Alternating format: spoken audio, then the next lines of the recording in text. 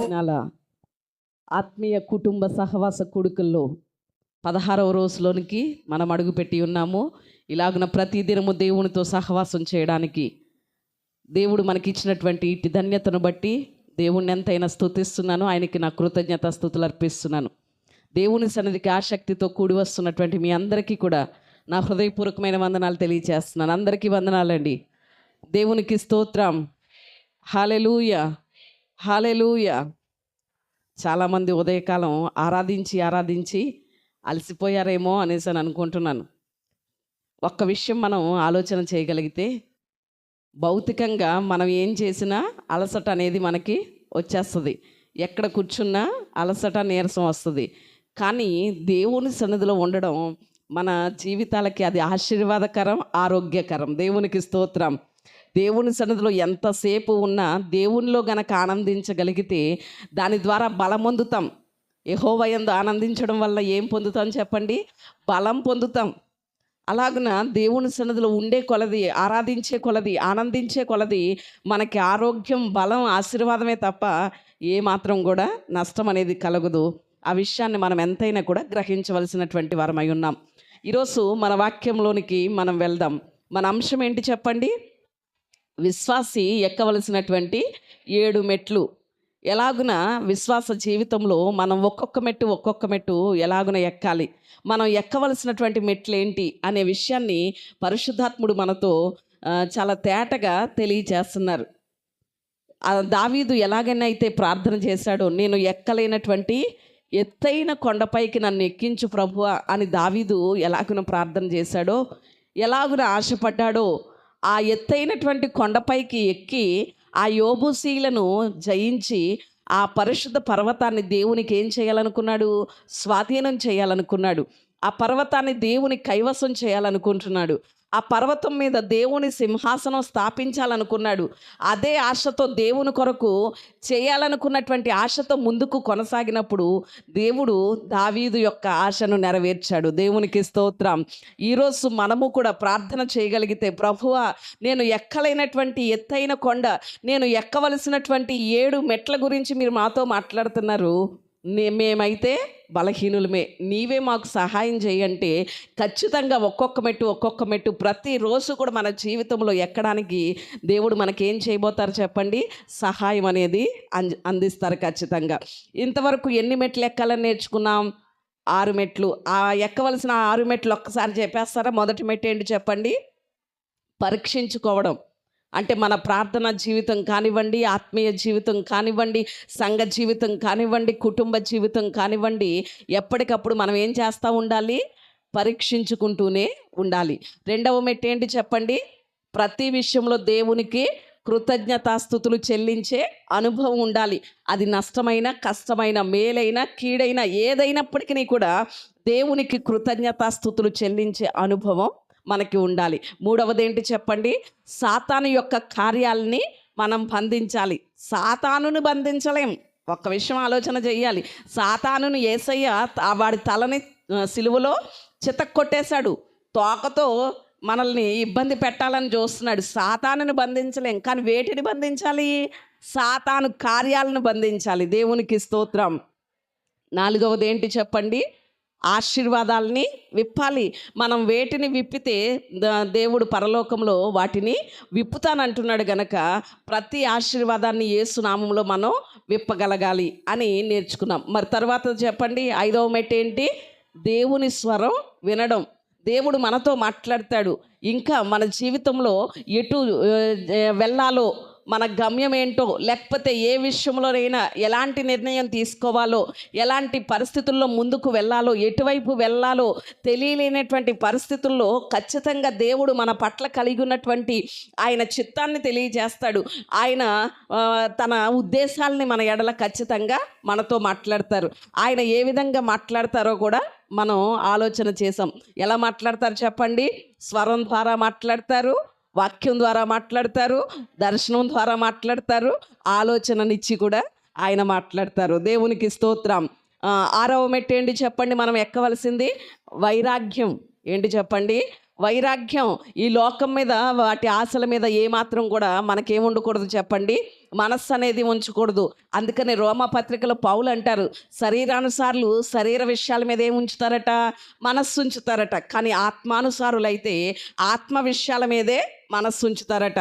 మరి ఈరోజు ఇంకా శరీరానుసారులు కానీ లోక విషయాల మీద, శరీర విషయాల మీదే మనస్సు పెట్టుకొని ఆ జీవితం నుండి మనం ఏం పొందాలి చెప్పండి, విడుదల పొందాలి. ఆ లోక సంబంధమైన జీవితాన్ని త్యజించాలి. దేవుని కొరకు ఈ లోక సంబంధమైనటువంటి జీవితంలో వైరాగ్యంతో జీవించాలి అని రాత్రి మనం నేర్చుకున్నాం. ఈరోజు ఏడవ మెట్టు మనం ఎక్కవలసినటువంటి ఏడవ మెట్టు ఏమిటి అని గనక ఆలోచన చేస్తే, ఏడవ మెట్టు సంపూర్ణత. దేవునికి స్తోత్రం. ఏంటి చెప్పండి ఏడవ మెట్టు? సంపూర్ణత. 7 అనే సంఖ్యకే అర్థం ఏమొస్తుంది? సంపూర్ణ సంఖ్య కదా. ఈరోజు మనం ఎక్కవలసినటువంటి ఏడవ మెట్టు కూడా ఏమిటి అని ఆలోచన చేస్తే సంపూర్ణత. రండి, అపోస్తలుడైనటువంటి పౌలు ఎఫెసీయులకు రాసినటువంటి పత్రికలో చెప్తున్నారు. ఎఫెసీయులకు రాసినటువంటి పత్రిక 4వ అధ్యాయం 11వ వచనం నుండి చదువుకుందాం.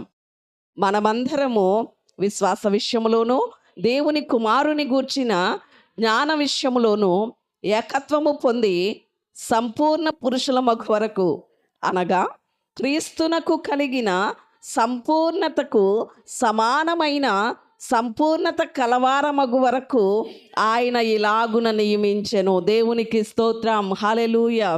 ఇక్కడ అపోస్తలుడైనటువంటి పౌలు గారు ఎఫెసీలో ఉన్నటువంటి సంఘముతో తెలియచేస్తున్నటువంటి మాటలు ఏమని అంటున్నారంటే, క్రీస్తుకి కలిగినటువంటి సంపూర్ణతతో మనము కూడా ఏమవ్వాలి, సమానమైనటువంటి సంపూర్ణతలోనికి రావాలట. ఈ పరిచర్యలు, అందుకే వీటిని నియమించాడట దేవుడు. వేటిని నియమించాడు? ఈ పరిచర్యలు కానివ్వండి, నియామక కూడుకలు కానివ్వండి, ఆరాధనలు కానివ్వండి, ప్రార్థనలు కానివ్వండి, ఇవన్నిటినీ దేని కొరకు దేవుడు నియమించి జరిగిస్తున్నాడు?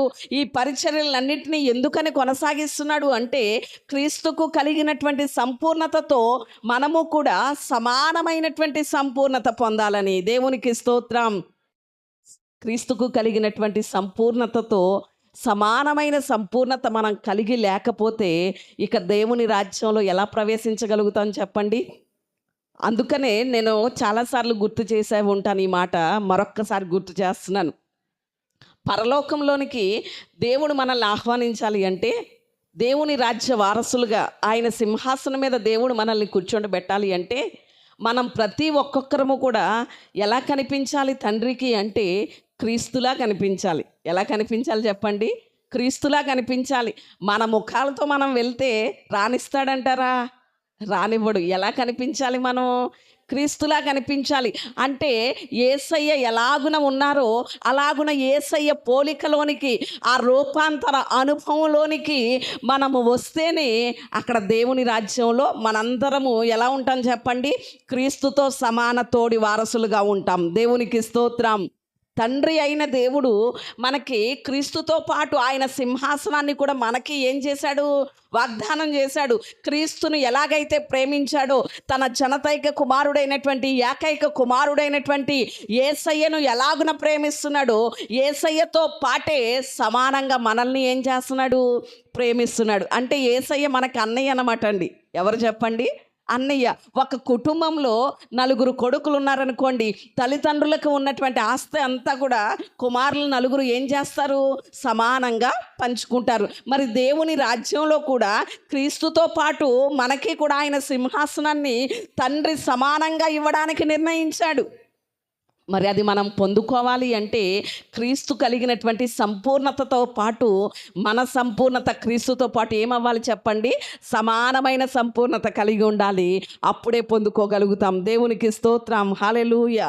అందుకని అపోస్తలుడైనటువంటి పౌలు గారు కొలస్సీలకు రాసినటువంటి పత్రికలో మరొక మాట రాస్తున్నారు. ఒకసారి చూడండి. కొలస్సీలకు రాసినటువంటి పత్రిక 1వ అధ్యాయం 28వ వచనంలో చూస్తే అక్కడ చెప్పినటువంటి మాట చూద్దాం. ప్రతి మనుష్యుని క్రీస్తునందు సంపూర్ణునిగా చేసి ఆయన ఎదుట నిలవబెట్టవలనని సమస్త విధములైన జ్ఞానముతో మేము ప్రతి మనుష్యునికి బుద్ధి చెప్పుచు, ప్రతి మనుష్యునికి బోధించుచు, ఆయనను ప్రకటించుచున్నాము. దేవునికి స్తోత్రం. ఏమవ్వాలట? ఏమవ్వాలట? ప్రతి మనుష్యుడు కూడా ఏమవ్వాలట? క్రీస్తునందు సంపూర్ణులవ్వాలి, సంపూర్ణతలోనికి రావాలి. అలా సంపూర్ణతలోనికి వచ్చినప్పుడే ఆయన ఎదుట మనం ఏమవ్వగలుగుతాం? నిలబడగలుగుతాం. ఏమవ్వగలుగుతాం చెప్పండి? నిలబడగలుగుతాం. ఆ సింహాసనం ముందు నిలబడాలి అంటే సంపూర్ణులు కాకుండా, సంపూర్ణతలోనికి రాకుండా దేవుని సింహాసనం ఎదుట, దేవుని ఎదుట మనం ఎలా నిలబడగలం చెప్పండి? నిలబడే అంత ధైర్యం మనకు ఉందంటారా? లేదు. కాబట్టి ఆయన ఎదుట నిలబెట్టాలి అంటే ప్రతి మనుష్యుడు ఏమవ్వాలి? సంపూర్ణులు అవ్వాలి. కాబట్టి ఆ బాధ్యతని దేవుడు ఎవరికి అప్పగించాడు అంటే సేవకులకు అప్పగించాడు. సేవకులకు అప్పగించాడు. సేవకులకి దేవుడు అప్పగించిన బాధ్యత ఏంటో తెలుసా? మీకు అప్పగించబడిన ప్రతి ఒక్క ఆత్మ, ప్రతి ఒక్క మనుష్యుని కూడా మీరేం చేయండి? క్రీస్తునందు సంపూర్ణులుగా చేయండి, నా ఎదుట నిలవబెట్టడానికి శక్తిమంతులుగా చేయండి అని సేవకులకు దేవుడు బాధ్యత అప్పగిస్తే, ఇక్కడ సేవకులు మాట్లాడుతున్నారు, మా బాధ్యత ఏంటో తెలుసా? మిమ్మల్ని అందరినీ సంపూర్ణులుగా చేయాలని, క్రీస్తు ఎదుట నిలవబెట్టాలి అని మేము మీకేం చేస్తున్నాం? బోధిస్తున్నాం, బుద్ధి చెప్తున్నాం, సువార్త ప్రకటిస్తున్నాం అంటున్నారు. దేవునికి స్తోత్రం.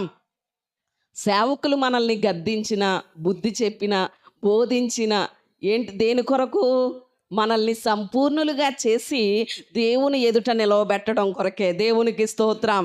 మీ మీదేదో కోపం ఉండి కాదు, మీరు క్రీస్తు యొక్క సంపూర్ణతలోనికి మారాలని అని, క్రీస్తు కలిగినటువంటి సంపూర్ణతకు సమానమైన సంపూర్ణత మీలో రావడం కొరకే మిమ్మల్ని ఖండించిన, బుద్ధి చెప్పిన, ప్రేమ చూపిన, అన్ని విషయాలు భరించడం దేని కొరకు అంటే దేవుని ఎదుట మిమ్మల్ని నిలవబెట్టాలి అని. ఒకవేళ సంపూర్ణులుగా చేసి మిమ్మల్ని దేవుని ఎదుట నిలవబెట్టకపోతే అప్పుడు మాకు కఠినమైనటువంటి తీర్పు ఉంటుంది. అవునంటారా? కాదంటారా? మీకు ఒకటే తీర్పు, మరి మాకెన్ని తీర్పులు?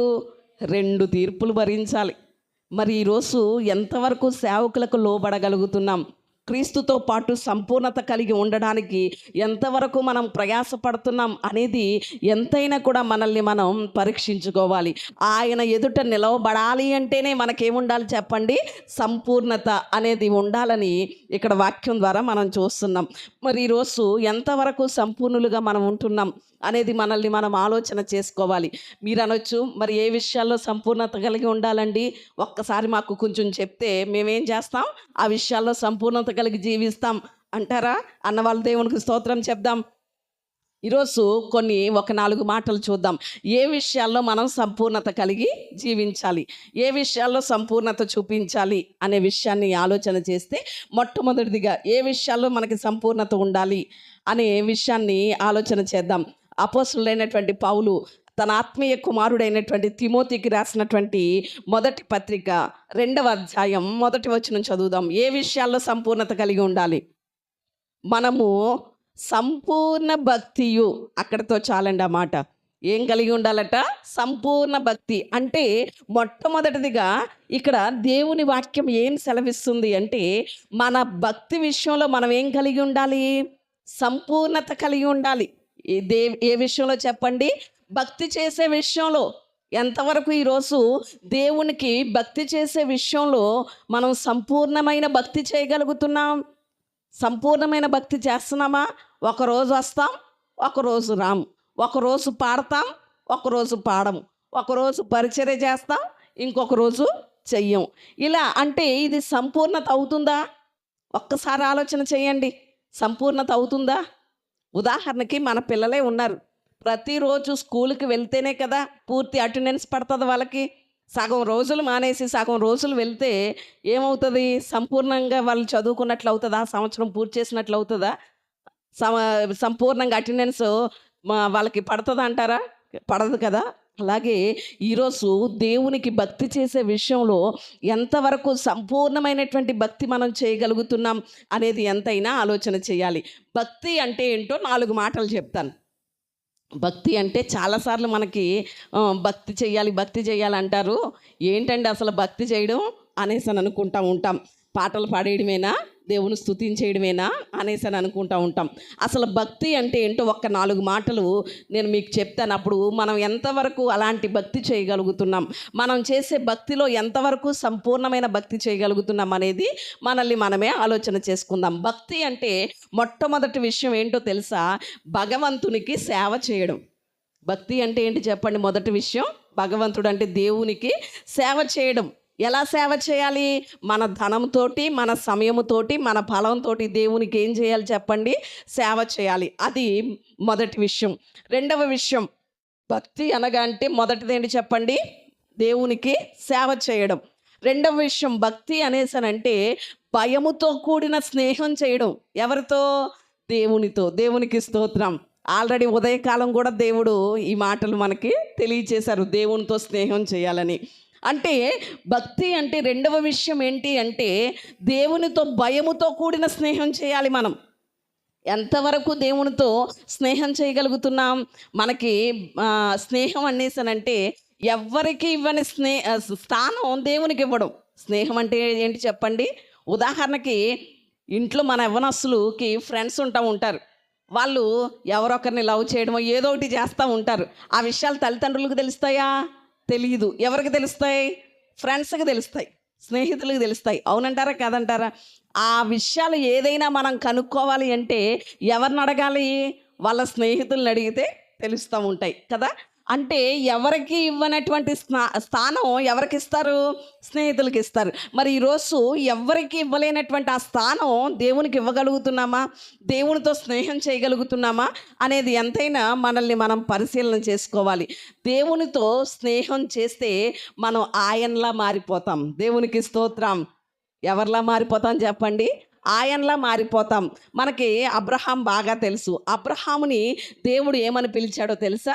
నా స్నేహితుడా అని పిలిచాడు. ఏమని పిలిచాడు చెప్పండి? నా స్నేహితుడా అని పిలిచాడు. అందుకనే అబ్రహాం ఏమయ్యాడు? భక్తుడయ్యాడు. దేవునికి స్తోత్రం. ఏమయ్యాడు చెప్పండి? అబ్రహాము భక్తుడయ్యాడు, దేవునితో స్నేహం చేశాడు కాబట్టి. మరి ఈరోజు మనం భక్తులం అని అనిపించుకుంటున్నామే కానీ దేవునితో స్నేహం చేయగలుగుతున్నామా అనే విషయాన్ని ఎంతైనా కూడా మనల్ని మనము ఆలోచన చేసుకోవాలి. మూడవ విషయం, భక్తి అంటే ఏమిటి అనేసనంటే భగవంతునిలో భాగమైపోవాలి. హల్లెలూయా. ఇక్కడే ఉన్నారా? భక్తి అంటే ఏంటి చెప్పండి? భగవంతునిలో భాగమైపోవాలి. భాగమైపోవడం అంటే ఆయనతో కలిసిపోవాలి. ఏమైపోవాలి చెప్పండి? కలిసిపోవాలి. ఉదాహరణకి భార్యాభర్తలు ఇద్దరు ఒకప్పుడు విడివిడిగా ఉన్నటువంటి వారు ఎలాగున ఏక శరీరం అయిపోయారో అలాగే ఈరోజు సంఘము అనేటువంటి స్త్రీ కూడా దేవునిలో ఏమైపోవాలి? ఏకమైపోవాలి, భాగమైపోవాలి. దేవునికి స్తోత్రం. హల్లెలూయా. ఉదాహరణకి మనం ఒక కూర వండాం. కూరలో ఉప్పు ఏమవుతూ ఉంటుంది? కలిసిపోతుంది. మనం ఏదైనా మటన్ కూర వండామనుకోండి, అందులో అన్నీ కనిపిస్తాయి, ముక్కలు కనిపిస్తాయి, అన్నీ కనిపిస్తాయి, కానీ ఉప్పు కనిపిస్తుందా? కనిపించదు. ఏమైపోయింది? కూరలో కలిసిపోయింది. ఈరోజు భక్తి అంటే మనము కూడా ఏమైపోవాలి చెప్పండి? దేవునితో కలిసిపోవాలి, దేవునిలో భాగమైపోవాలి. అలాంటి భక్తి మనం చేయగలగాలి. నాలుగవది, భక్తి అనేసనంటే పూర్తిగా దేవునిపై ఆధారపడిపోవాలి. ఏం చేయాలి చెప్పండి? పూర్తిగా దేవునిపై ఆధారపడిపోవాలి. ఇక వేటి వైపో చూడడం కాదు, ఎవరి వైపో చూడడం కాదు, వేటినో నమ్ముకోవడం కాదు, ఎవరెవరినో నమ్ముకోవడం కాదు. పూర్తిగా దేవుని మీద ఏమైపోవాలి చెప్పండి? ఆధారపడిపోవాలి. ఉదాహరణకి మన ఇంట్లో ఉన్నటువంటి పిల్లల్ని పెట్టింది అనుకోండి. పిల్లల్ని పెడితే ఆ పిల్లల్ని పెట్టి ఎన్ని ఇల్లులు తిప్పిందట? 7 ఇల్లులు తిప్పిందట. ఎలా తిప్పుతుంది? నోటుతో కరుచుకుని పిల్లల్ని తిప్పుతూ ఉంటుంది. ఆ నోటితో కరుచుకున్నప్పుడు పిల్లలకి పంటిగాయాలు అవుతాయా లేదా? అవుతాయి ఖచ్చితంగా. ఆ పిల్లల్ని కరిచి పెట్టుకుని నోటితో పట్టుకుని తీసుకెళ్ళేటప్పుడు పంటికి గాయాలు పిల్లలకి అవుతాయి. కానీ ఆ పిల్లల యొక్క ధీమా ఏంటో తెలుసా? మా మమ్మీ గాయాలు చేస్తుంది కానీ మమ్మల్ని బాధ పెట్టడానికి కాదు. ఎందుకొరకని? మా క్షేమము కొరకే గాయాలు చేస్తుంది అని నమ్ముతాయి. దేవునికి స్తోత్రం. ఈరోజు మనము కూడా దేవుని పైన ఆధారపడడం అంటే అదే. ఒకవేళ మన కుటుంబాల్లో కష్టమే కలగవచ్చు, ఇబ్బందే కలగవచ్చు, లేకపోతే పరిస్థితులు ప్రతికూలంగా ఉండొచ్చు. అయినప్పటికీ కూడా నా దేవుడు నాకు మేలే చేస్తాడు, నా దేవుడు నా విషయంలో మంచి ఆలోచన చేస్తాడు. ఎందుకంటే ఈ లోక తల్లిదండ్రులు చెడ్డవారైనా కూడా వారి పిల్లలకి మంచి ఈవులు ఇవ్వాలనుకుంటారు, కానీ నా పరలోకపు తండ్రి అంతకంటే మంచివి ఇవ్వాలనుకుంటున్నాడు. గనక నా జీవితంలో నా దేవుడు చేసేదంతా మంచే అని ప్రతి విషయంలో ఏం చేయాలి చెప్పండి? దేవునిపై ఆధారపడిపోవాలి. దేవునికి స్తోత్రం. మరి ఈరోజు ఎంతవరకు అలా ఆధారపడగలుగుతున్నాం? ఏదైనా కష్టం వచ్చిందనుకోండి, నష్టం వచ్చిందనుకోండి, ఒక్కసారిగా ఏమైపోతున్నాం చెప్పండి? బెంబేలు పడిపోతూ ఉంటున్నాం. అవునంటారా కాదంటారా? అవునంటారా కాదంటారా? అంటే దేవునిపై ఆధారపడగలుగుతున్నామా? ఆలోచన చేయాలి. భక్తి అంటే ఎన్ని మాటలు చెప్పాను? 4 మాటలు చెప్పాను. మనం భక్తి విషయంలో సంపూర్ణ భక్తి చేయాలి దేవునికి. భక్తి అంటే ఏంటి చెప్పండి? మొదటిది భగవంతునికి సేవ చేయడం. రెండవ మాట ఏంటి చెప్పండి? భక్తి అంటే భయముతో కూడినటువంటి స్నేహం చేయాలి ఆయనతో. మూడవ మాట ఏంటి చెప్పండి? ఆయనలో భాగమైపోవాలి, కలిసిపోవాలి. నాలుగవ మాట ఏంటి చెప్పండి? దేవునిపై ఆధారపడాలి. అదే భక్తి. అందుకని కీర్తనకారుడు అంటాడు ఒక మాట, 16వ కీర్తన 3వ వచనంలో చూస్తే ఒక మంచి మాట ఉంది. అక్కడ ఏమనో తెలుసా? నేను ఇలాగందును, భూమి మీద ఉన్న భక్తులే శ్రేష్ఠులు, వారు నాకు కేవలము ఇష్టలు. దేవునికి స్తోత్రం, హల్లెలూయా. భూమి మీద ఉన్నటువంటి భక్తులు ఎవరట? శ్రేష్ఠులట. ఎవరు చెప్పండి? శ్రేష్ఠులట. ఉదాహరణకి మనం బాగా డబ్బు సంపాదించామనుకోండి, ఏమంటారు? కోటీశ్వరులు అంటారు. అవునా? కోట్లలో సంపాదిస్తే, లక్షల్లో సంపాదిస్తే ఏమంటారు? లక్షాధికారులు అంటారు కదండి. రాజకీయాల్లోకి వెళ్ళి పదవులు సంపాదించామనుకోండి, ఎంపీలు అంటారు కదండి, విఐపీలు అంటారు. లేకపోతే కానీ శ్రేష్ఠులు అని ఎవరినైనా అనగలుగుతారా? ఎవరిని అనలేరు. ఎవరిని శ్రేష్ఠులని దేవుని వాక్యం చెప్తుందో తెలుసా? నీకు ధనం ఉన్నా, పదవి ఉన్నా, లేకపోయినా, ఏమీ లేకపోయినా నీవు గనక భక్తి చేయగలిగితే, దేవుడు మెచ్చేటువంటి భక్తి నీలో ఉంటే, నిన్ను దేవుడు ఏమంటున్నాడు అంటే శ్రేష్ఠులు అంటున్నాడు. దేవునికి స్తోత్రం, హల్లెలూయా. మరి ఈరోజు మన భక్తి విషయంలో సంపూర్ణత కలిగి ఉన్నామా మనం అనేది ఎంతైనా ఆలోచన చేయాలి. రెండవ విషయం, ఏ విషయంలో మనం సంపూర్ణత కలిగి ఉండాలి అనే విషయాన్ని, రెండవ విషయాన్ని ఆలోచన చేస్తున్నాం. నేను త్వరగానే ఈ మాటలు చెప్పడానికి ఇష్టపడుతున్నాను. రెండవ విషయం, ప్రకటన గ్రంథం 3వ అధ్యాయం 1వ వచనం చదువుకుందాం. సార్దీస్లో ఉన్న సంఘపు దూతకు ఇలాగు వ్రాయుము, 7 నక్షత్రములను దేవుని 7 ఆత్మలను గలవాడు చెప్పు సంగతులు ఏమనగా, నీ క్రియలను నేను ఎరుగుదును. ఏమనగా, జీవించుచున్నావన్న పేరు మాత్రమున్నది గాని నీవు మృతుడవే. నీ క్రియలు నా దేవుని ఎదుట సంపూర్ణమైనవిగా నాకు కనబడలేదు గనుక జాగరూకుడవై చావనయి ఉన్న మిగిలిన వాటిని బలపరచుము. దేవునికి స్తోత్రం, హల్లెలూయా. ఇక్కడ రెండవ విషయాన్ని మనం ఆలోచన చేస్తున్నాం. ఏ విషయంలో సంపూర్ణత కలిగి ఉండాలి అంటే, మొదటిది భక్తి విషయంలో సంపూర్ణత. రెండవది ఏ విషయంలో సంపూర్ణత అంటే మన క్రియల విషయంలో సంపూర్ణత. ఏ విషయంలో చెప్పండి? మన క్రియలు సంపూర్ణంగా ఉండాలి. క్రియలు అంటే ఏమిటి? పనులు. ఏంటి చెప్పండి? పనులు అంటే దేవుని కొరకు మనం చేసేటువంటి పనులు ఎలా చేయాలి? సంపూర్ణంగా చేయాలి. సగం సగం చేసి ఏం చేయకూడదు? విడిచిపెట్టకూడదు. సంపూర్ణంగా చేయాలి మనం ఏ పని చేసినా దేవుని కొరకు. మరి ఈరోజు మన క్రియల విషయంలో మనం సంపూర్ణత కలిగి ఉన్నామా అనేది ఎంతైనా ఆలోచన చేయాలి. ఇక్కడ సార్దీసులో ఉన్నటువంటి సంఘానికి దేవుడు హెచ్చరిక చేస్తున్నాడు. ఏమనో తెలుసా? నీ క్రియలు నా ఎదుట ఎలా కనబడట్లేదు? సంపూర్ణంగా కనబడట్లేదు. కాబట్టి నువ్వు జాగ్రత్త తీసుకో. ఇప్పటికైనా మరలా క్రియలు సంపూర్ణంగా చేయడానికి శ్రద్ధ పెట్టు, జాగ్రత్త తీసుకో అనేసని ఇక్కడ సార్దీస్లో ఉన్నటువంటి సంఘానికి చెప్తున్నాడు. ఇక్కడ 7 సంఘాలకి దేవుడు మాట్లాడేటప్పుడు ప్రతి సంఘంలో కూడా క్రియల గురించి మాట్లాడుతూనే వస్తున్నాడు. అంటే వారి యొక్క జీవితంలో వారు చేసేటువంటి క్రియలు, వారి పనులు ఎలాగున్నాయో ప్రతి సంఘాన్ని కూడా వారి క్రియలను గురించి దేవుడు హెచ్చరించడం అనేది జరుగుతుంది. ఎఫెసీ సంఘాన్ని కూడా క్రియలను గురించి హెచ్చరించాడు. ఏమని? 2:2 ఆ మాట మనకి కనిపిస్తుంది. నీ క్రియలను నేను ఎరిగాను అనేసని చెప్తూ అక్కడ ఏమంటున్నాడో తెలుసా? మొదట నీకున్నటువంటి క్రియల్ని నీవు విడిచిపెట్టేశావు అంటున్నాడు. ఎవరితో? ఎఫెసీ సంఘంతో. అంటే మొదట దేవుని కొరకు ఎంతగానో జీవించినటువంటి సంఘమే, మొదట దేవుని కొరకు బ్రతికినటువంటి సంఘమే, మొదట దేవుని కొరకు పనిచేసిన సంఘమే. కానీ ఇప్పుడు ఏమైందట? విడిచిపెట్టేసిందట. కానీ ఇప్పటికైనా మరలా మొదటిలాగా నువ్వు మారు మనసు పొందు అని దేవుడు మాట్లాడుతున్నాడు. ఈరోజు మరి మన క్రియలు సంపూర్ణంగా లేకపోతే ఎలాగున దేవుని ఎదుట నిలబడగలుగుతాం? పేరుకే క్రైస్తవులం అని పిలిపించుకుంటున్నాం, కానీ మరి క్రీస్తులా జీవించగలుగుతున్నామా? క్రిస్టియన్ అనేసనంటే అక్కడ ఆ మాటకి అర్థం ఏమొస్తుంది అంటే, క్రిస్టియన్ స్పెల్లింగ్లో క్రిస్టియన్ అనేసనంటే క్రైస్ట్ మొదట అంటే క్రీస్తు అని, తరువాత ఐ అనేసనంటే నేను, యాన్ అనేసనంటే ఒక అని అర్థం వస్తుంది. అంటే నేను ఒక క్రీస్తుని అని చెప్పగలగాలి. క్రిస్టియన్, ఐ ఆమ్ క్రిస్టియన్ అండి అనేసని చెప్తూ ఉంటాను చాలాసార్లు. అవునంటారా లేదా?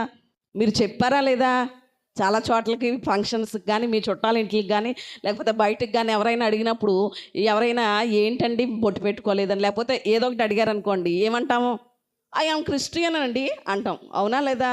మరి ఐ ఆమ్ క్రిస్టియన్ అనేసనని చెప్పుకునేటువంటి మనం ఎలా ఉండాలి అంటే క్రీస్తులా ఉండాలి. ఐ ఆమ్ క్రిస్టియన్ అనేసనంటే నేను ఒక క్రీస్తుని అని అర్థం. మరి మనం క్రీస్తులా ఉండగలుగుతున్నామా? సంపూర్ణమైనటువంటి క్రియలు చేయగలుగుతున్నామా అనేది ఎంతైనా కూడా ఆలోచన చేయాలి.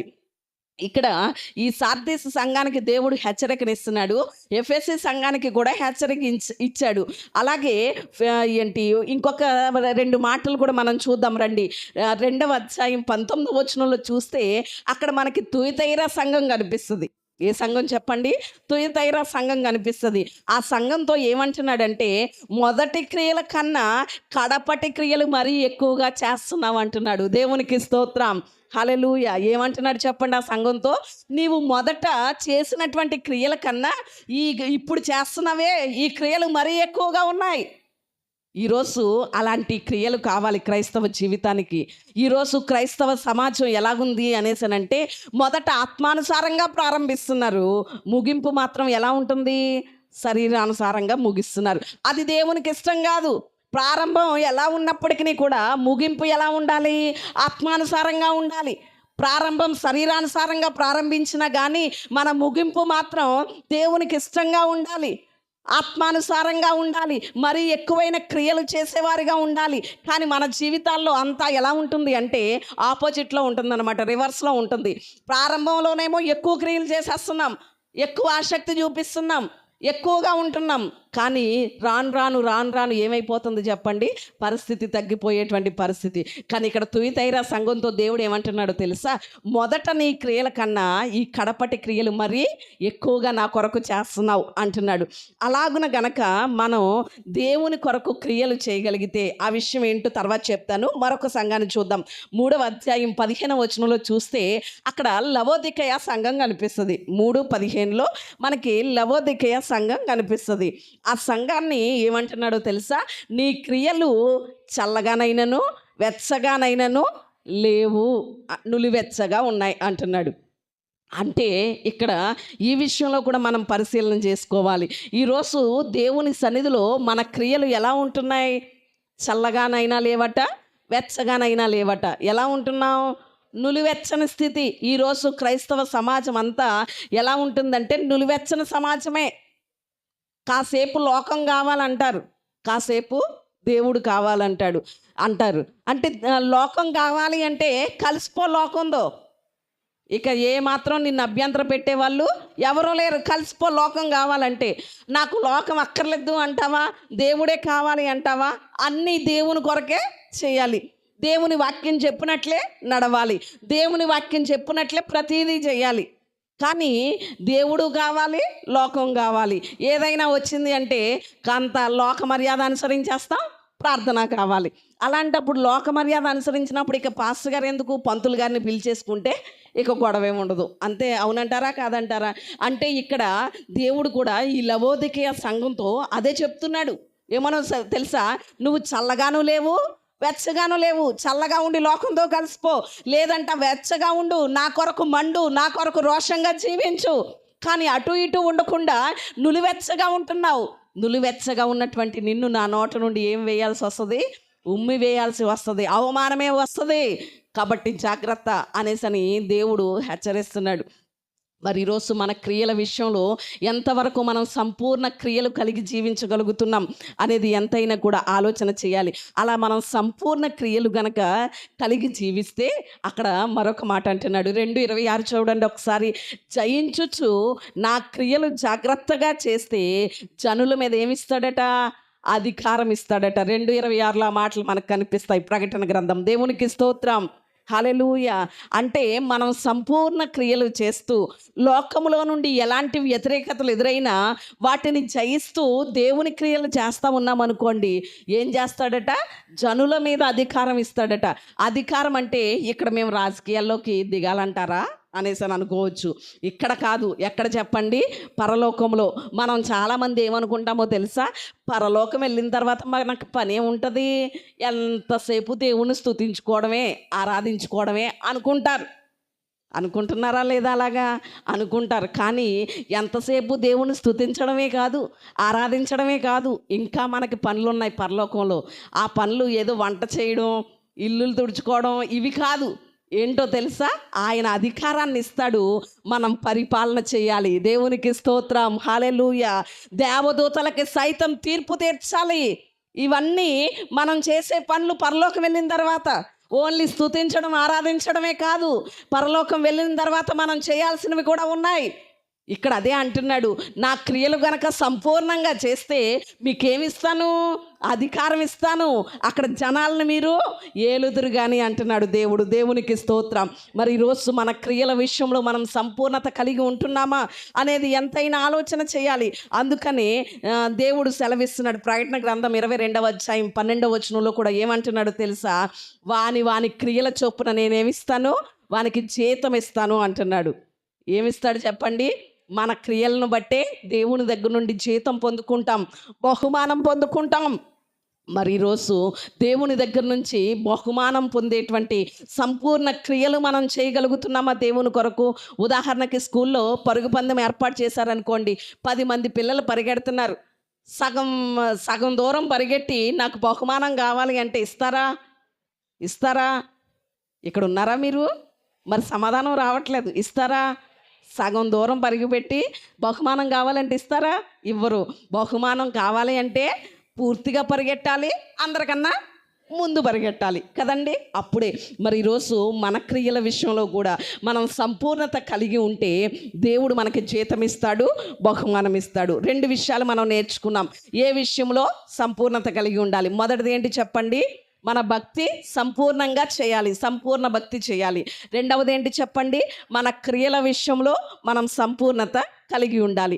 మూడవది కూడా మనం చూద్దాం రండి. ఏ విషయంలో సంపూర్ణత కలిగి ఉండాలి అనేసనంటే ఎఫెసీయులకు రాసినటువంటి పత్రిక, అపోస్తలుడైనటువంటి పౌలు ఎఫెసీయులకు రాసినటువంటి పత్రిక 4వ అధ్యాయం 11. ఇందాక చదువుకున్న మాటలు మరలా చదువుదాం. మనమందరము విశ్వాస విషయములోను దేవుని గూర్చిన జ్ఞాన విషయములోను. దేవునికి స్తోత్రం. ఇక్కడ మనకి 2 మాటలు కనిపిస్తున్నాయి. ఏ విషయంలో క్రీస్తు సంపూర్ణతకి సమానంగా మనము సంపూర్ణత కలిగి ఉండాలో సంఘానికి రాస్తున్నాడు ఇక్కడ పౌలు గారు అంటూ ఒక 2 మాటలు అక్కడ కోట్ చేశారు. ఆ మాటల్లో క్రీస్తుకు కలిగిన సంపూర్ణత మీరు కలిగి ఉండడానికి మీరు కూడా క్రీస్తుతో పాటు సమాన సంపూర్ణత పొందండి అని చెప్తూ ఏ విషయాల్లో సంపూర్ణత పొందాలి అంటే మొట్టమొదటిది ఏ విషయంలో చెప్పండి? విశ్వాస విషయంలో. అంటే మూడవదిగా ఏ విషయంలో సంపూర్ణం కలిగి ఉండాలి మనం? విశ్వాస విషయంలో. మన విశ్వాస విషయంలో మనం ఏం కలిగి ఉండాలి చెప్పండి? సంపూర్ణత. ఏం కలిగి ఉండాలి? సంపూర్ణత. మన పేరేంటి? విశ్వాసులు. ఏం పేరు చెప్పండి? మనకి పెట్టబడిన పేరు, దేవుడిచ్చినటువంటి బిరుదు ఏంటి చెప్పండి? విశ్వాసులు. మరి పూర్తి విశ్వాసం కలిగి ఉండగలుగుతున్నామా? పేరుకేనా? పేరుకే విశ్వాసులు, కానీ మనలో చూస్తే ఏముండదు? విశ్వాసం ఉండదు. ఏ విషయంలోనూ కూడా దేవుని మీద విశ్వాసం కలిగి ఆధారపడే జీవితం ఉండదు. ఏదైనా చిన్నది బలహీనత వచ్చిందనుకోండి మన పిల్లలకి ఏం చేస్తాం? తాళ్ళు, ఊళ్ళు, రాళ్ళు, ఈ మూడింటిని ఏం చేస్తాం చెప్పండి? ఆశ్రయించేస్తాం. ఏంటట? రాళ్ళట, రంగురాళ్ళు ఉంగరాలుగా పెట్టుకోవడం. ఊళ్ళట, పలానా ఊర్లో ఇక్కడ, పలానా ఊర్లో అక్కడ అనేసని. అంతగా లేదంటే తాళ్ళు, మొలతాళ్ళకి కట్టేస్తూ ఉంటారట చిన్నపిల్లలకి. అంటే మన విశ్వాసం ఏమైపోయింది చెప్పండి? సంపూర్ణంగా ఉందా? సంపూర్ణమైన విశ్వాసం కనపరిచిన వారిగా ఉన్నామా? ఆలోచన చేయాలి. విశ్వాస విషయంలో కూడా దేవుడు మన దగ్గర నుంచి ఏం కోరుకుంటున్నాడు అంటే సంపూర్ణత కోరుకుంటున్నాడు. ఆవగింజంత విశ్వాసం ఉంటే చాలట. ఆవగింజ ఎలా ఉంటుంది? రౌండ్గా ఉంటుంది. ఏమైనా చొట్టలు కనిపించినాయి ఎప్పుడైనా మీకు? ఆవగింజలోను చొట్టలు ఏమైనా కనిపించినాయా? రౌండ్గా పరిపూర్ణంగా ఉంటుంది. అందుకని ఆవగింజతో పోల్చాడు దేవుడు. ఆవగింజంత అంటే సంపూర్ణతంగా ఉండాలి మన విశ్వాసం. మరి ఈరోజు ఎంతవరకు అలాంటి సంపూర్ణమైన విశ్వాసం కలిగి ఉంటున్నాం? ఈ విషయంలో కూడా మనకి బాగా బెస్ట్ ఎగ్జాంపుల్ ఎవరు అనేసానంటే అబ్రహాం వస్తాడు. ఎందుకంటే విశ్వాసులకు తండ్రి కదా, ఆయన్ని జ్ఞాపకం చేసుకోకుండా ఉండలేం. ఆదికాండం 22వ అధ్యాయం 5వ వచనంలో చూస్తే అక్కడ అబ్రహాము పలికినటువంటి మాట చాలా గొప్పదండి. గొప్ప విశ్వాసంతో పలికాడు ఆ మాట. ఒకసారి చూస్తారా? ఆదికాండం 22:5. తన పనివారితో, గాడిదతో మీరు ఇక్కడనే ఉండుడి, నేనును చిన్నవాడును అక్కడికి వెళ్ళి దేవునికి మ్రొక్కి మరలా మీ యొద్దకు వచ్చేదమని చెప్పి అబ్రహాం వెళ్ళడం జరిగింది. ఇక్కడ అబ్రహాము తన పనివారితో చెప్తున్నటువంటి మాటలు. ఇక్కడ జరిగినటువంటి సన్నివేశం ఏంటో మనకి బాగా తెలుసు. అబ్రహాముని దేవుడు ఏమన్నాడంటే, నీకు ఒక్కడై ఉన్నటువంటి కుమారుడైనటువంటి ఇస్సాకుని నాకు ఏం చెయ్యి? బలి ఇచ్చాయి. మోరియా దేశానికి వచ్చి అక్కడ ఉన్నటువంటి ఒక పర్వతం మీద బలి అప్పగించాలి, బలి అర్పించాలి అని అబ్రహాముతో దేవుడు చెప్పాడు. అబ్రహాము దేవుడు చెప్పినట్లుగా తన కుమారుడైనటువంటి ఇస్సాకుని, పనివారిని, గాడిదని ఇవన్నిటిని తీసుకుని బయలుదేరాడు. ఇక పర్వతం అల్లంత దూరాన ఉందని అనిపించుకుని ఆ ఇస్సాకుని బలిస్తే పనివారు ఆపుతారేమో అన్న ఆలోచన అబ్రహాముకి వచ్చి, వీళ్ళకి తెలియడం ఇష్టం లేదు, వీళ్ళకి ఎందుకులే తెలియడం, నేను దేవునికి అర్పించేది వీళ్ళకి తెలియని అవసరం లేదు అనేసి అని అనుకుని పనివారిని అందరినీ మీరు ఇక్కడే ఉండండి, నేను ఈ చిన్నవాడు మాత్రం వెళ్తాం, దేవునికి బలి అర్పించేసి తిరిగి ఏం చేస్తాం? తిరిగి మరలా వచ్చేదను అన్నాడా? వచ్చేదము అన్నాడా? ఒకసారి చూడండి మీ బైబిల్ గ్రంథాల్లో ఏమన్నాడు అబ్రహాం? ఏమన్నాడు? వచ్చేదను అన్నాడా? వచ్చేదము అన్నాడు. ఇక్కడ అబ్రహాము యొక్క విశ్వాసం ఏంటో ఈ మాటలో కనబడుతుంది. అవునంటారా కాదంటారా? అంటే ఇస్సాకును బలి ఇస్తాడనేసి అనే విషయం అబ్రహాముకు తెలుసా లేదా? తెలుసా లేదా? తెలుసు.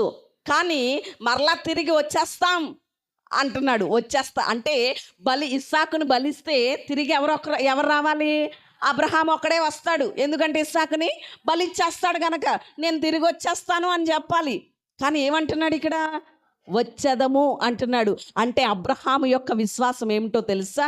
100 ఏండ్ల వయసులో నాకు బిడ్డలను ఇచ్చినటువంటి దేవుడు, అలాంటి దేవునికి దహన బలిగా నా బిడ్డను అప్పగించినా కూడా, అర్పించినా కూడా ఆ బూడిదలో నుండి తిరిగి నా బిడ్డను దేవుడు నాకు ఇస్తాడనే విశ్వాసం. దేవునికి స్తోత్రం, హల్లెలూయా. అంటే తన బిడ్డని చంపేస్తూ కూడా ఎలాంటి విశ్వాసం కలిగి ఉన్నాడో తెలుసా అబ్రహాం? ఆ బూడిదలో అంటే ఆ కట్టెల మీద దహన బలిగా నా బిడ్డను కాల్చివేసేసినా కూడా కాలిపోయినటువంటి ఆ బూడిదలో నుండి తిరిగి నా దేవుడు ఏమివ్వగలడు? నాకు బిడ్డనివ్వగలడు అనేటువంటి నిశ్చయత, స్థిరమైనటువంటి విశ్వాసం అబ్రహాంలో ఉంది. మరి అలాంటి విశ్వాసం కలిగి ఉన్నాడు కనుక అబ్రహాం ఏమయ్యాడు చెప్పండి? విశ్వాసులకు తండ్రి అయ్యాడు. మరి ఈరోజు విశ్వాసులు మనం పిలిపించుకుంటున్నటువంటి మనలో ఇలాంటి విశ్వాసం ఏదైనా ఉందా? ఏదైనా చిన్న కష్టం వస్తే చాలు, అయ్యి బాబు దేవుడు ఏం చేశాడో కానండి బాబు, ఏం చేస్తాడో కానండి బాబు అనేసి అని ఏమైపోతూ ఉంటాం చెప్పండి? భయపడిపోతూ ఉంటాం, ఆందోళన చెందేస్తూ ఉంటాం, కలవరం చెందేస్తూ ఉంటాం. ఏం చెప్పాలో తెలుసా? ఏ కష్టం వచ్చినా, నష్టం వచ్చినా, ఇరుకొచ్చినా, ఇబ్బంది వచ్చినా ఏం చెప్పగలగాలో తెలుసా? నా దేవుడు నాకున్నాడు, నాకేం భయం లేదని చెప్పాలి. దేవునికి స్తోత్రం. విశ్వాసం అంటే అది. మన నెత్తి మీదకి ఎన్ని పరిస్థితులైనా వచ్చేయనివ్వండి, ఎన్ని కష్టాలైనా వచ్చేయనివ్వండి, ఎన్ని పెను ఉపద్రవాలైనా వచ్చేయనివ్వండి, మనం ఎలా ఉండాలి? ఆందోళనతో కలవరంతో కాదు, నెమ్మదిగా ఉండాలి. అప్పుడు మనం అలా పెను ఉపద్రవాల్లో, కష్టాల్లో, బాధల్లో నెమ్మదిగా ఉంటే దేవదూతలంట వచ్చి దేవుణ్ణి అడుగుతాయట. ఏమనో తెలుసా? ప్రభువా, ఇన్ని కష్టాల గుండా వెళ్తున్నారు కదా, ఇన్ని నష్టాల గుండా వెళ్తున్నారు కదా, వీళ్ళు ఇన్ని ఇబ్బందులు భరిస్తున్నారు కదా, అయినా మౌనంగా ఉన్నారేంటి ప్రభువా, ఊరుకునే ఉన్నారేంటి ప్రభువా అని దేవదూతలు ఆయన్ని అడుగుతాయట. అడిగితే అప్పుడు ప్రభు ఏం చెప్తారో తెలుసా? అవును దూతలారా, ఎందుకంటే నా బిడ్డకి నేనంటే విశ్వాసం, నా బిడ్డలకి నేనంటే భరోసా, అందుకనే అంత నెమ్మదిగా ఉన్నారు అనేసి దేవుడు చెప్తాడట దేవదూతలతో. దేవునికి స్తోత్రం. మరి ఈరోజు మనం అలాంటి దేవుని మీద భరోసా కలిగి ఉన్నటువంటి భరోసాను బట్టి, దేవుని మీద కలిగి ఉన్న విశ్వాసాన్ని బట్టి దేవుడు ఎప్పుడైనా మన గురించి దూతలతో చెప్పగలిగాడా? ఒక్కసారి ఆలోచన చేయాలి. అలాంటి విశ్వాసం. కానీ ఈరోజు మనకి ఏముంటుందో తెలుసా? సెలలో కూడా ఫేస్బుక్లు ఉంటున్నాయట, కానీ ఏముండాలి? ఫెయిత్ బుక్ ఉండాలి. ఏముండాలి చెప్పండి? ఫేస్బుక్లు ఉంటున్నాయి అందరికీ, కానీ ఏముండట్లేదు? ఫెయిత్ బుక్ ఉండట్లేదు. మనకు ఉండాల్సింది ఏంటి అంటే ఫెయిత్ బుక్. ఎవరితో అయినా సరే ఏదైనా ఇలాగే విశ్వాసంతోనే చెప్పగలగాలి. నేను ఒక చిన్న మాట గుర్తు చేసి నా మాటల్లో ముందుకు వెళ్తాను. నేను మొదటిసారి ప్రెగ్నెన్సీ అయినప్పుడు నాకు ఆడపిల్లలంటేనే చాలా ఇష్టం, మగపిల్లలంటే కాదు, ఆడపిల్లలంటేనే చాలా ఇష్టం. మా అక్కకి అమ్మాయి పుట్టినప్పుడు ఆ అమ్మాయిని చాలా బాగా చూసుకునేదాన్ని. నేను మ్యారేజ్ అయినటువంటి కొత్తలో ఆడపిల్లలంటే చాలా ఇష్టం. ఆడపిల్ల పుడుతుంది అనేసి అని అనుకునేదాన్ని. ఈలోగా మా ఇంట్లో వాళ్ళు, మా తాతయ్య వీళ్ళందరూ ఏమనేవారంటే, నీకు మీ అమ్మ ఆనవాయి వచ్చినా, మీ అత్తగారు ఆనవాయి వచ్చినా మొదట ఎవరు పుడతారు? ఆడపిల్లే పుడుతుంది. మీ అక్కలాగా నీకు కూడా మొదట ఎవరు పుడతారు? ఆడపిల్లే పుడుతుంది. మగపిల్లడు ఏం పుట్టాడు? ఎందుకంటే మీ అత్తగారికి మొదట ఆడపిల్లే, మీ అమ్మకి మొదట ఆడపిల్లే, ఎవరు ఆనవాయి వచ్చినా ఆడపిల్లే పుడుతుంది అని చెప్పేవారు. చెప్తే అప్పుడు నేను అన్నాను ఒకసారి మా తాతయ్యతో, తాతయ్య, ఆనవాయిలు కాదు, దేవుడు ఏది ఇస్తే అది. ఆనవాయిలు ఎంతవరకు మన జీవితంలో నెరవేరుతాయి? దేవుడు కదా తన చిత్తాన్ని నెరవేరుస్తాడు అని చెప్పాను. చెప్తే అలా ఏం కాదు, దేవుడు ఏం మార్చలేడు, ఆనవాయిలే వస్తాయి అనేసి అన్నాడు. అప్పుడు నాకు చాలా బాధేసింది. దేవుడు ఏదైనా చేయగలడు కదా, ఆయన విషయంలో మరి అంత శక్తి లేనివాడిగా మాట్లాడుతున్నాడు ఏంటి? ఆనవాయిలు ఎంతవరకు కరెక్ట్ అవుతాయి? దేవుడు ఏది చేయాలనుకుంటే అది చేస్తాడు కదా మన జీవితంలోని. దేవుని విషయమై ఒక రకమైన రోషం వచ్చేసింది నాకు. రోషం వచ్చి మా తాతయ్యతో అన్నాను నేను, లేదు, దేవుడు నాకు మొదట మగబిడ్డే ఇస్తాడు అని చెప్పాను. చెప్తే లేదు అనేసానంటే, అయితే పందెం కాస్తావా అన్నాడు మా తాతయ్య. అంటే అప్పుడు నేనేమన్నానో తెలుసా? సరే, ఒకవేళ నాకు మగపిల్లడు పుడితే నువ్వు అరకాసు బంగారమే ఇవ్వి, కానీ ఆడపిల్ల పుట్టిందనుకో నేను నీకు కాసు ఇస్తానని చెప్పాను. ఎందుకు అంటే దేవుని మీద ఉన్నటువంటి విశ్వాసం. ఆనవాయిని కాదు, ఏదైనా దేవుడు మార్చేస్తాడు నా దేవుడు. దేవునికి స్తోత్రం. ఒకవేళ నేను అలా సవాల్ చెయ్యకపోతే ఆడపిల్లే పుట్టినేమో, కానీ దేవుని మీద విశ్వాసంతో సవాల్ చేశాను కనుక దేవుడు ఖచ్చితంగా ఎవరిని ఇచ్చాడు చెప్పండి? మగబిడ్డనిచ్చాడు. మగబిడ్డ అంటారా కాదంటారా? మగబిడ్డని దేవుడిచ్చాడు. అంటే ఈరోజు దేవుని మీద అచంచలమైన విశ్వాసం కలిగి ఉండాలి. అది ఎలాంటి పరిస్థితి అయినా మనం ప్రజలతో చెప్పగలగాలి. ఒకవేళ జనాలు మాట్లాడవచ్చు, దేవుణ్ణి నమ్ముకున్నా నీకు ఎందుకని వస్తున్నాయి ఈ కష్టాలు, అయ్యో దేవుణ్ణి నమ్ముకున్నావే ఎందుకు ఇన్ని బాధలు పడుతున్నావు, అయ్యో దేవుని సన్నిధికి వెళ్తున్నావే నీకే ఎందుకు ఇన్ని శ్రమలు అనేసని జనాలు అన్నప్పుడు మనం అయ్యో అని కృంగిపోనక్కర్లేదు. ఏమని చెప్పాలో తెలుసా? నా దేవుడు గొప్పవాడు, ఆయన ఖచ్చితంగా నా జీవితంలో కార్యం చేయ సమర్థుడు అని చెప్పాలి. దేవునికి స్తోత్రం. హల్లెలూయా. ప్రజలు ఏదైనా మనల్ని అన్నప్పుడు ఒకటే చెప్పాలి, అఫ్కోర్స్ నేను జ్ఞానం లేని దాన్ని కావచ్చు, అఫ్కోర్స్ నేను బలం లేని దాన్ని కావచ్చు, అఫ్కోర్స్ నాకు ఏమీ తెలియకపోవచ్చు, కానీ నన్ను బలపరచువాని యందే నేను సమస్తము చేయగలనని చెప్పాలి. దేవునికి స్తోత్రం. దానినే ఏమంటారు అంటే విశ్వాసం అంటారు. మరి ఈరోజు ఎంతవరకు అలాంటి విశ్వాసాన్ని మనం కలిగి ఉన్నాం అనేది ఎంతైనా ఆలోచన చేయాలి. మొట్టమొదటి భక్తి విషయంలో ఏం కలిగి ఉండాలి చెప్పండి? సంపూర్ణత కలిగి ఉండాలి. రెండవది ఏ విషయంలో చెప్పండి? ఏ విషయంలో చెప్పండి? క్రియల విషయంలో సంపూర్ణత కలిగి ఉండాలి. మూడవది ఏంటి చెప్పండి? విశ్వాస విషయంలో సంపూర్ణత కలిగి ఉండాలి. నాలుగవ మాట అక్కడే ఉంది కదా, ఎఫెసీయులకు రాసిన పత్రిక 4:11లో ఏమంటున్నారు చెప్పండి? అక్కడ విశ్వాస విషయములోను దేవుని కుమారుని గూర్చిన జ్ఞానము విషయములో సంపూర్ణత కలిగి ఉండాలి. దేవునికి స్తోత్రం, హల్లెలూయా. జ్ఞానం అంటే లోక జ్ఞానం కాదు. జ్ఞానాల్లో చాలా రకాలు ఉన్నాయి. యాకోబు తన పత్రికలో రాస్తాడు, దెయ్యాల జ్ఞానం ఉందట, ప్రకృతి జ్ఞానం ఉందట, ఇలాగా లోక సంబంధమైన జ్ఞానం ఉంది. కానీ మనం ఏ జ్ఞానం విషయంలో సంపూర్ణత కలిగి ఉండాలి అంటే దేవుని కుమారుడైన క్రీస్తుని గురించిన జ్ఞానం విషయంలో ఏం కలిగి ఉండాలి? సంపూర్ణత కలిగి ఉండాలి. అంటే దేవుడు ఏమై ఉన్నాడో పూర్తిగా ఎరగగలగాలి. దేవుడు ఎలాంటి వాడో, ఎంత శక్తిమంతుడో, ఎంత గొప్పవాడో పూర్తిగా తెలుసుకోగలగాలి. మరి ఈరోజు దేవుడు ఏంటో పూర్తిగా తెలుసుకోగలిగామా? దేవుణ్ణి గురించినటువంటి అవగాహన పూర్తిగా మనకు ఉందా? ఆలోచన చేయాలి. దేవుణ్ణి గురించినటువంటి అవగాహన మనకి పూర్తిగా ఉంటే, దేవుణ్ణి గురించినటువంటి ఆలోచన, దేవుణ్ణి గురించినటువంటి ఆ విధానం మనం పూర్తిగా ఆయన్ని అర్థం చేసుకోగలిగితే, గ్రహించగలిగితే, ఆయన శక్తి ఏంటో మనం ఎరగగలిగితే, ఇక లోక సంబంధమైన వాటి మీద ఏం చేయలేం చెప్పండి? ఆధారపడలేం.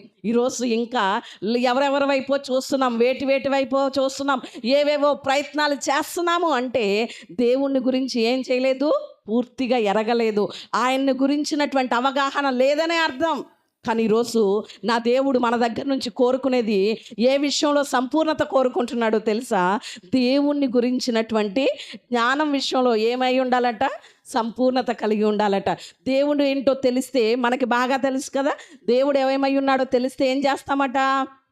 ఆయన మీదే ఆధారపడగలుగుతాం, ఆయనలోనే ఆనందించగలుగుతాం, ఆయన్ని ఆరాధించగలుగుతాం. దేవునికి స్తోత్రం, హల్లెలూయా. మరి ఎంతవరకు దేవుని ఎరిగే విషయంలో, దేవుణ్ణి తెలుసుకునే విషయంలో, ఆయన గొప్పతనాన్ని, ఆయన ఔన్నత్యాన్ని, ఆయన కృపను గుర్తించే విషయంలో సంపూర్ణత కలిగి ఉన్నాం అనేది ఎంతైనా ఆలోచన చేయాలి. ఐదవ విషయాన్ని చెప్పిన మాటలు ముగిస్తాను. ఐదవదిగా ఏ విషయంలో మనం సంపూర్ణత కలిగి ఉండాలి అనేసనంటే, ఒకసారి రండి, అపోస్తులైనటువంటి పౌలు కొరింథీయులకు రాసినటువంటి మొదటి పత్రిక, 13వ అధ్యాయం 10వ వచనం చదువుదాం.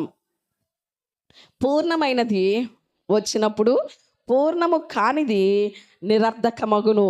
నేను పిల్లవాడనై ఉన్నప్పుడు పిల్లవాని వలె మాట్లాడి తిని, పిల్లవాని వలె తలంచి తిని, పిల్లవాని వలె యోచించి తిని, ఇప్పుడు పెద్దవాడనై పిల్లవాని చేష్టలు మానివేసి తిని. దేవునికి స్తోత్రం. ఇక్కడ పౌలు గారు అంటున్నారు ఏమనో తెలుసా? పూర్ణమైనది వచ్చినప్పుడు పూర్ణము కానిది నిరర్ధకమగును అనేసని అంటున్నాడు. ఇక్కడ ఈ మాటకి అర్థం ఏంటి అని గనక మనం ఆలోచన చేస్తే, ఇక్కడ ఈ మాటను బట్టి మనం ఆలోచన చేస్తే మరొకసారి ఇంకో మాట చూసుకుని దాన్ని బట్టి చెప్తాను రండి. కొలస్సీలకు రాసినటువంటి పత్రిక 3వ అధ్యాయం 14వ వచనం చూద్దాం. 3:14. వీటన్నిటిపైన పరిపూర్ణతకు అనుబంధమైన ప్రేమను ధరించుకొనుడి. దేవునికి స్తోత్రం, హల్లెలూయా. నిద్రపోయే వాళ్ళందరూ దేవునికి స్తోత్రం చెప్దాం. చాలామంది నిద్రపోతున్నారనమాట.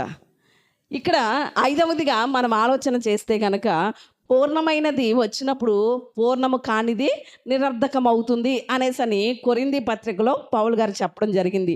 ఆ పత్రికలో 13వ అధ్యాయం అంతా దేని గురించి రాయబడింది అంటే ప్రేమ గురించి. దేని గురించి చెప్పండి?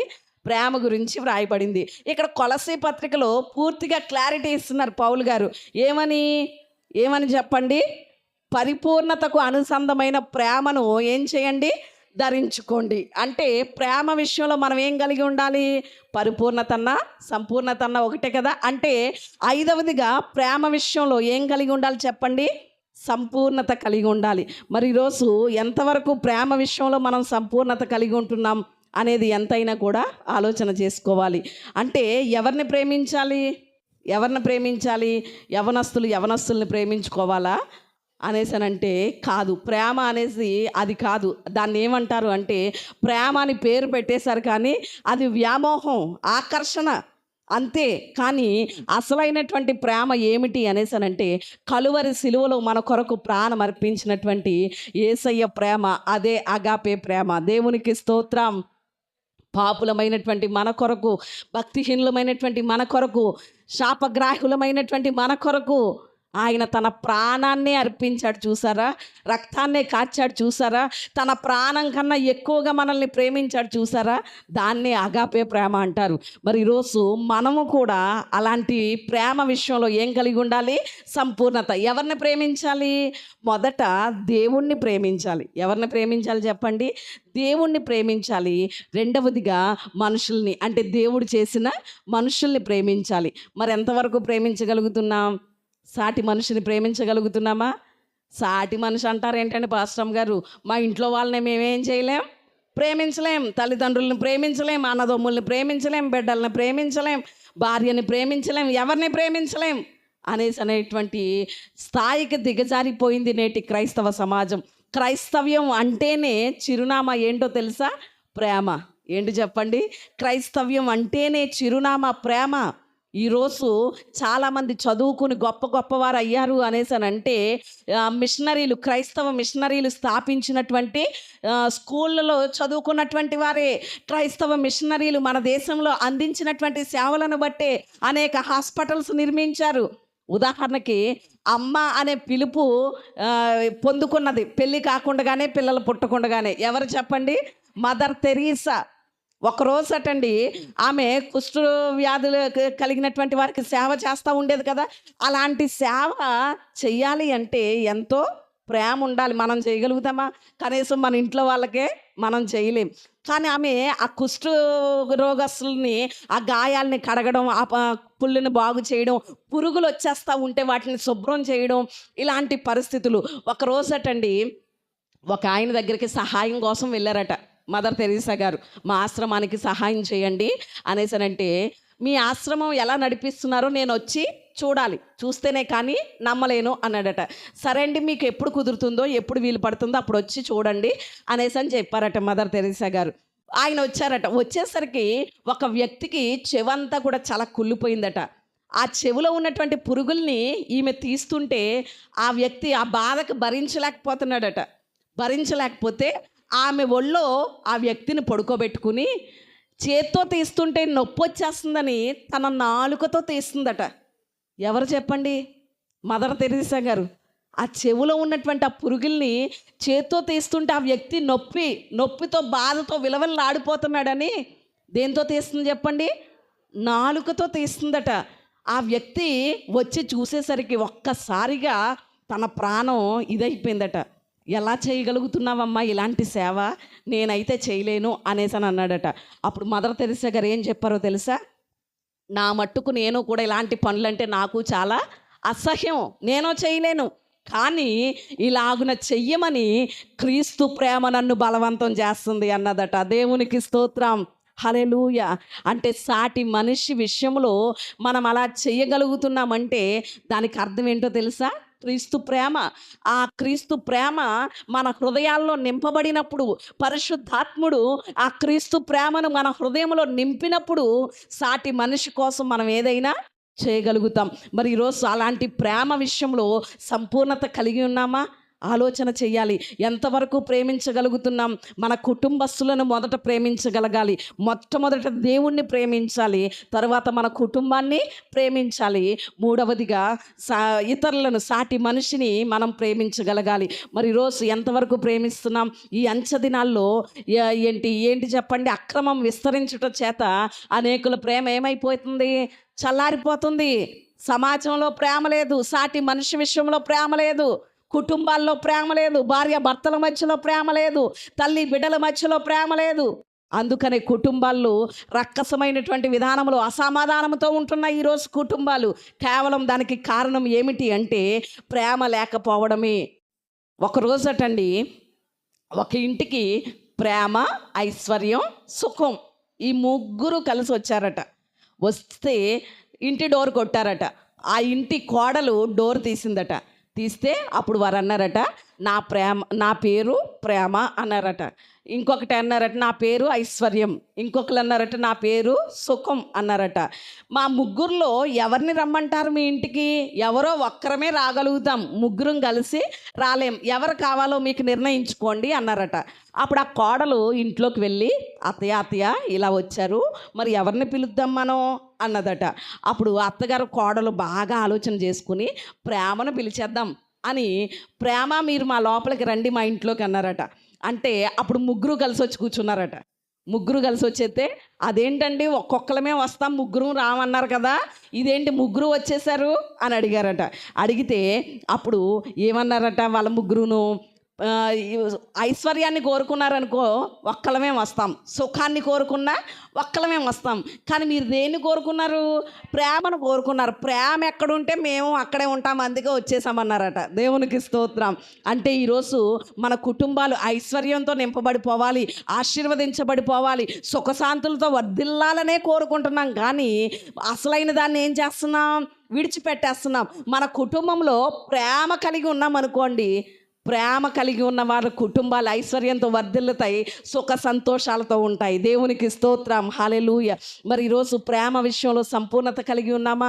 అందుకనే పౌలు గారు అంటారు కొరింథీ పత్రిక 14 మొదట్లో, ప్రేమ కలిగి ఉండడానికి ప్రయాసపడండి. ఏ విషయంలో మీరు ప్రయాసపడినా కాకపోయినా ప్రేమ కలిగి ఉండడానికి మాత్రం ఏం చేయండి? ప్రయాసపడండి అంటున్నారు. మరి ఈరోజు ఎంతవరకు మనం ప్రేమలో సంపూర్ణత కలిగి ఉంటున్నాం? మన ప్రభు అయినటువంటి క్రీస్తు మనల్ని సంపూర్ణంగా ప్రేమించాడు. మరి ఈరోజు మనం సంపూర్ణత కలిగి ఉంటున్నామా ప్రేమ విషయంలో అనేది ఎంతైనా ఆలోచన చేయాలి. మనం ఎక్కవలసిన 7వ మెట్టు ఏంటి చెప్పండి? మర్చిపోయారా? మనం ఎక్కవలసిన 7వ మెట్టు ఏంటి చెప్పండి? సంపూర్ణత. ఏ విషయంలో సంపూర్ణత కలిగి ఉండాలి? భక్తి విషయంలో సంపూర్ణత కలిగి ఉండాలి, క్రియల విషయంలో సంపూర్ణత కలిగి ఉండాలి, విశ్వాస విషయంలో సంపూర్ణత కలిగి ఉండాలి, దేవుణ్ణి గురించిన జ్ఞానం విషయంలో సంపూర్ణత కలిగి ఉండాలి, ప్రేమ చూపించే విషయంలో సంపూర్ణత కలిగి ఉండాలి. మరి ఇలాగున గనక సంపూర్ణత కలిగి ఉంటే, క్రీస్తుతో పాటు సమానమైన సంపూర్ణత మనము కలిగి ఉంటే, మనం ఎక్కడికి వెళ్ళగలుగుతాం? దేవుని రాజ్యానికి వెళ్ళగలుగుతాం, ఆయన ఎదుట నిలవబడగలుగుతాం. ఈరోజు మనల్ని మనం పరిశీలన చేసుకుందాం. ఈ 7 మెట్ల అనుభవం మనం ఎక్కగలిగామా? దావీదు ప్రార్థన చేశాడు, ఎక్కలేనటువంటి ఎత్తైన కొండపైకి నన్ను ఎక్కించు ప్రభువా. మరి ఈరోజు విశ్వాసులమైనటువంటి మనం ఎక్కవలసినటువంటి 7 మెట్లు, మరి ఏ మెట్టు దగ్గర ఆగిపోయాం మనం? ఇంకా ఏ మెట్టు ఎక్కలేకపోతున్నాం? దేవుని సహాయాన్ని అడుగుదాం. ప్రభువా, నేను ఎక్కలేనటువంటి ఎత్తైనటువంటి ఈ ఆత్మీయమైనటువంటి 7 మెట్లు నన్ను ఎక్కించు ప్రభువా. అట్టి సంపూర్ణతలోనికి నన్ను నడిపించు ప్రభువా. నేను సంపూర్ణురాలని అవుతేనే, సంపూర్ణుడని అవుతేనే నీ ఎదుట నిలబడగలుగుతాను కదా. అట్టి సంపూర్ణ అనుభవం నాకు ఇవ్వి అని గనక మనం ప్రార్థన చేసుకోగలిగితే దేవుడు ఖచ్చితంగా మనకు సహాయం చేస్తాడు.